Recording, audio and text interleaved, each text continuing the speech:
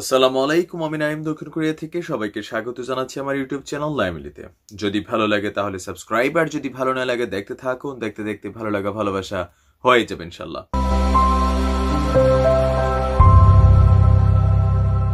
OC প্রদীপ এবং inspector লিয়াকতের prison ভ্যানে একটা ভিডিও ভাইরাল হয়েছিল, সবার খেয়াল আছে।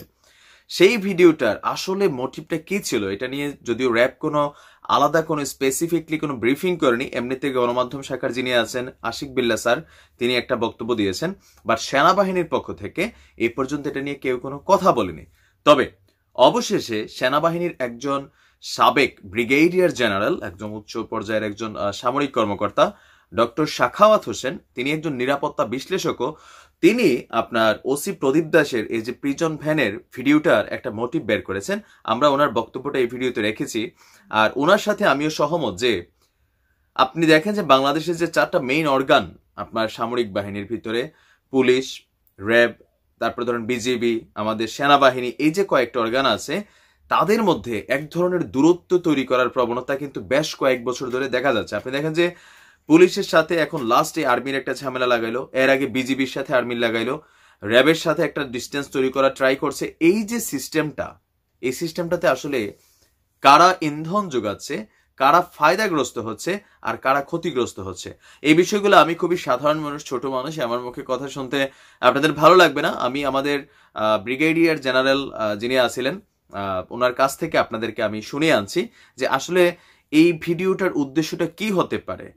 আর আমি আমার এই বক্তব্যটা শোনার আগে শুধু এতটুকুই বলবো যে আমিও এটাকে বিচ্ছিন্ন ঘটনা হিসেবে দেখতে চাই, আর পুলিশ এবং সেনাবাহিনীর ভিতরে এই ঘটনা নিয়ে যেন কোনো ধরনের মনস্তাত্ত্বিক দূরত্ব না হয়। বাট আমাদের ব্রিগেডিয়ার জেনারেল তিনি দাবি করেছেন যে একটা মনস্তাত্ত্বিক দূরত্ব হয়তো তৈরি হচ্ছে, বাট আমার মনে হয় যে এটা তৈরি না হওয়াটাই বেটার। কারণ পুলিশ বলেন, আর্মি বলেন, বিজেপি বলেন বা আমাদের র্যাব বলেন, বাকি যেই আমাদের বাহিনীগুলো আছে তারা কিন্তু বাংলাদেশের জন্যই কাজ করে। সো ওসি প্রদীপ দাসের শাস্তির বিষয়টার জন্য আমরা সবাই কাজ করে যাচ্ছি, পুলিশ থেকে শুরু করে সবাই। তো আসেন আসলে স্যার কি বলে একটু শুনে আসি। প্রথমত কি আমাদের এই পুরো জিনিসটাতে আপনি শুধু আজকের কথা না, এই প্রদীপের কথা বলেন না, আপনি চিন্তা করেন যে আমরা এগুলো নিয়ে বহু আলোচনা করেছি যে আপনি শীর্ষ জঙ্গি ধরছেন, সে সে সে আপনার জেলের মধ্যে বসে মোবাইল দিয়ে অন্যান্য যোগাযোগ মাধ্যম দিয়ে সে কিন্তু অল কন্টিনিউয়াসলি মোটিভেট করে যাচ্ছে তার বাকি লোকজন। এবং জেলের মধ্যে এটাও শুনেছি যে তাকে হুজুর বলে মোবাইল দেওয়া হয় তাকে কথাবার্তা বলার জন্য, যেটা নাইমুল ইসলাম বললেন যে ওখান থেকে প্ল্যান হয় যে কেমনে পালাবো, কি করবো, কোথায় লোক বসে থাকে। এগুলো কিন্তু হচ্ছে, এগুলো কিন্তু কোনোভাবেই আমরা দেখিনি কমেছে।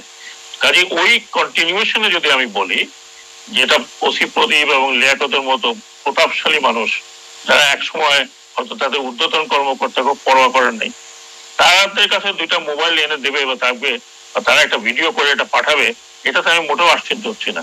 কিন্তু আশ্চর্য হচ্ছে যেই জায়গায় এটাকে আপনি প্রশ্রয় দিতে পারেন না। এগুলোকে প্রশ্রয় দিলে আজকে যে অবস্থা হয়েছে, আমাদের যে যে গভর্নেন্সের বিষয়টি আমরা যেটা দেখছি সেটাতে যে আমরা বারবার বলি যে ল্যাক, এই গভর্নেন্স তো শুধু এক জায়গায় না, প্রতিটি ক্ষেত্রে কিন্তু এই যে ল্যাকিং আমরা দেখছি। আমরা কারা রক্ষী দেখে, কারা পরিদর্শক দেখিয়ে দিচ্ছি, তাদের তাদের অবস্থা দেখে পেপারে আসছে। আমি এখানে একটা খুব গুরুত্বপূর্ণ একটা কথা বলি আপনাকে। আপনি দুটো একটা জিনিস কিন্তু আমি বেশ কিছুদিন থেকে ভাবছিলাম যে এটা কিভাবে কেউ এটা আদৌ বিশ্লেষণ করছে কিনা। আপনি দেখবেন যে এই ঘটনা এবং ঘোড়াঘাটে যে ঘটনাটা ঘটেছে, আপনি দেখেন ভার্সাস কাদের কাদের, পলিটিক্যাল অ্যাডমিনিস্ট্রেশন এবং এখানে পুলিশ ফোর্স এবং আর্মি, এই যে একটা পুলিশ ফোর্স এবং আর্মির ভিতরে একটা মনস্তাত্ত্বিক দূরত্ব তৈরি হয়ে গেছে। আমি 100% শিওর, যতই আমরা বলি যে বিচ্ছিন্ন ঘটনার এই ঘটনা ওই ঘটনা নয়, একটা মনস্তাত্ত্বিক দূরত্ব তৈরি হয়ে গেছে। এটা কিন্তু খুব সহজে জোড়া রাখবার নয়। আমি আপনাকে আমার আমার মতামত দিচ্ছি, এটা আমার ব্যক্তিগত মতামত, অভিজ্ঞতা থেকেও বলছি, এটা কিন্তু সহজে দূর হওয়ার কথা নয়।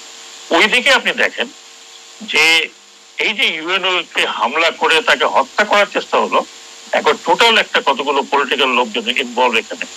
এবং এটা চুরির ঘটনা যদি কেউ বলে তাহলে আমি তাকে মহাপাগল ছাড়া আর কিছু বলবো না। তাকে হত্যা করার উদ্দেশ্যে এবং তার হয়তো কিছু তার দৃঢ়তার জন্য হয়তো কিছু লোক ক্ষতিগ্রস্ত হয়েছে বা হওয়ার পথে। এবং এখন আমাদের দেশে ইলিগাল যত আনলফুল যত অকুপেশন আছে সব কিন্তু পলিটিক্যাল ছত্রছায়া হচ্ছে। সেটা বলতে আমার এই জায়গাটা আপনি দেখেন যে এই রাষ্ট্রের ভিতরে পাওয়ারফুল চারটি অর্গান, এই চারটি অর্গানের মধ্যে কিন্তু এক ধরনের দূরত্ব তৈরি হয়ে যাচ্ছে। এখন আমি আসছি অন্য কথায়, আমি প্রদীপের আমি খুব লক্ষ্য করে এটা শুনেছি, এটা নিয়ে এখানে প্রচুর প্রতিদিনই এটা পাচ্ছি। সে 3টি নাম নিয়েছে, 3জনই কিন্তু সামরিক বাহিনীর অফিসার যারা র্যাবে আছে। সে কিন্তু র্যাবের কথা বলেনি, র্যাব অফিসার বলেনি, মেজর অমুক মেজর অমুক মেজর অমুক যদি আমরা সবাই শুনে থাকি। এবং তিনি একটি কথা বলেছেন, তাদেরকে এখনই নিবৃত করুন, না হলে প্রবলেম হবে।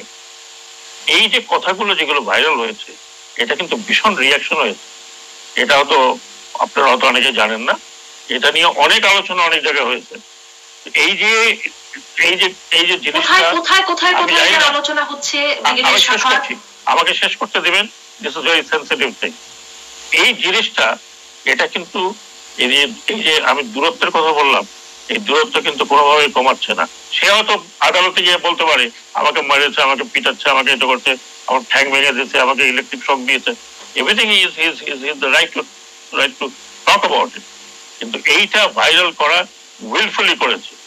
এটা যদি কেউ বলে কেউ জানে না কোথা থেকে করেছে, এটা ডেফিনেটলি উইলফুলি করেছে। এবং এটা ফেক কিনা আজকাল যে টেকনোলজি আছে তাতে কিন্তু আপনি সহজেই ধরতে পারবেন এটা ফেক না এটা অরিজিনাল।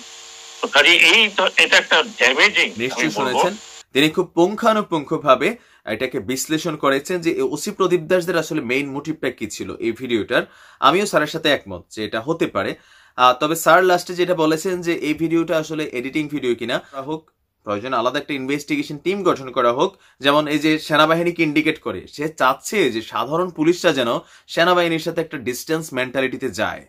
বাট আমার মনে হয় যে এটা কখনোই কোনো ভালো থিঙ্কিং হবে না, বা সেনাবাহিনীর কোনো কর্মকর্তারাও সাধারণ পুলিশের সাথে যদি এই ধরনের মেন্টালিটি হয় মনস্তাত্ত্বিক, তবে হওয়াটা খুবই স্বাভাবিক। বাট আমরা চাইবো ইনশাল্লাহ যেন এমন কিছু না হয়। কারণ হচ্ছে যে ওসি প্রদীপ দাসের শাস্তি পর্যন্ত সেনাবাহিনীর বা পুলিশ বাহিনীর আমাদের সবাইকে অপেক্ষা করতে হবে। আমরাও সারা বাংলাদেশ অপেক্ষা করছি যে আসল মোটিভ কি আর এই হত্যার শাস্তি কি হয়। আমরা বিশ্বাস করি আমাদের পুলিশ প্রধান যেমন বলেছেন এটা একটা বিচ্ছিন্ন ঘটনা, কিন্তু এটা হেলাফেলা না, এটা সর্বোচ্চ শাস্তি দেশের পক্ষ থেকে, রাষ্ট্রের পক্ষ থেকে, আইন শৃঙ্খলা বাহিনীর পক্ষ থেকে করানো হবে। সেটার জন্য আসলে আমরা ওয়েট করছি। ইনশাল্লাহ আমি বিশ্বাস করি হয়তো এমনিতে আমাদের সামরিক বাহিনী বলেন বা বাকি যে বাহিনীগুলো আছে, হয়তো আমাদের মধ্যে সামান্য 2-4% এদিক সেদিক মেন্টালিটি আছে, কিন্তু যখন দেশ, রাষ্ট্র এবং জাতীয় কোনো ইস্যু এবং চেতনার বিষয় হয়, সেই ক্ষেত্রে নিশ্চয়ই দেশপ্রেমটাই সবার মধ্যে কাজ করবে। সেই পর্যন্ত ভালো থাকুন, সুস্থ থাকুন। আসসালামু আলাইকুম রহমতুল্লাহ।